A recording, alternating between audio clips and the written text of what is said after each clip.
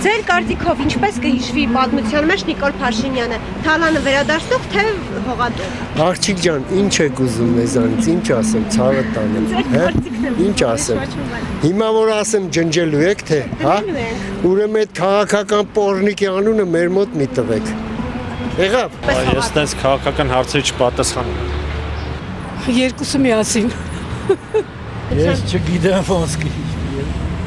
Ազիս գիտես ինչ ավելի լավ չխոսամ, որտեվ հենց ինքնա Թալան անում, ոչ թե Թալանը հետ բերի։ Եթե Թալանը հետ է բերում, ոնց է $130,000 տալի իր ճակերտավոր Աննային մեքենա առնում։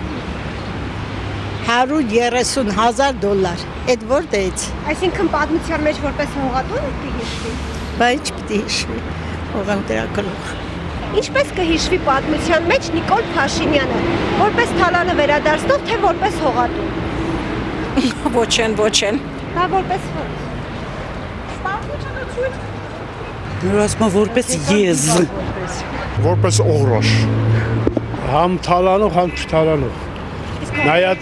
որ դեպքում։ Թալանող ոչ թե վերադարձնող։ Չէ, վերադարձնելը դժվար թե վերադարձնի, բայց իսկ թվում է ինքն էլ թալանում յան խումբել։ Չէ, որպես Թալանը վերադարձնող։ Իբր նրան հիմա շատ ենք հիշում մի հատ էլ հետո պատմության մեջ։